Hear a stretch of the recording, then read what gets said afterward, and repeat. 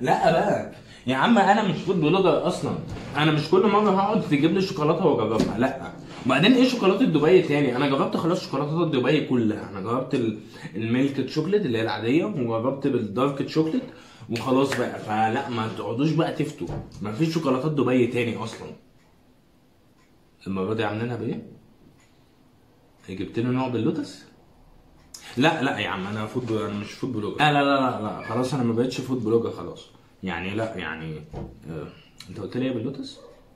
بس لا يا عم، لا يعني هي دي بصراحه ماشي. هي دي.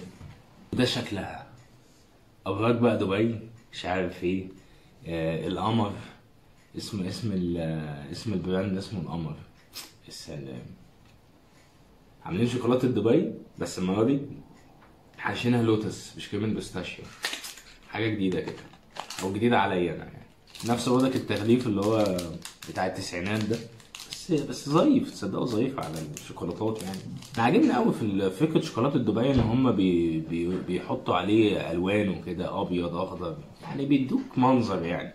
الشوكولاته تهبل، وشكلها من جوه اهو.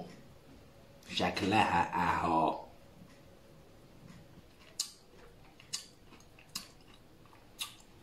الله. الله. يا جماعه اللي اخترع الشوكولاته ده في العموم، اي شوكولاته بالذات اللي هي باللبن دي او بالبندق، الراجل ده كان دماغه فاهم، كان عايز يدخل العالم. بس كان دماغه نضيفه، دماغه نضيفه قوي، او دماغه حلوه بالمعنى الحرفي الكلمه حلوه. ما فيش هنا كنافه، مش عارف ليه. هو بس اللوتس يمكن عشان ما تبقاش تقيله، لان كريمه اللوتس تقيله اصلا. فهو هنا حاطين كريمه لوتس بس، مش حاطين معاها كنافه محمصه. هي كريمه اللوتس جامده، وانا بعشق اللوتس، واللوتس دي شعبيه وكل حاجه. بس بصراحه البوستاشيو مع كمان الكنافه احسن من اللوتس بكتير. هي دي مش وحشه، دي جامده وتتاكل اكل. بس هنا النوع اللي الشوكولاته رايق. يعني الشوكولاته لو هتجيب مثلا من عند الماركه دي اللي هي القمر دي، لو هتجيبه هي زي القمر بصراحه.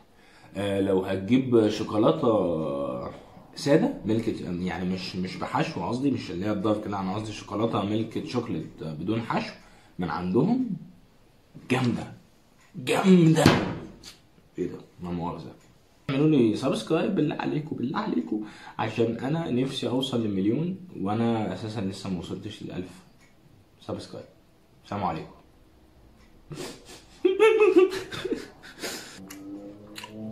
جامده جامده. الله يخرب بيك كده. دايت دايت ايه بس، والجيم ايه والكلام فاضي. في شوكولاتات دبي انا اجربها لكم، انا معاكم برضك عادي، مفيش حاجه.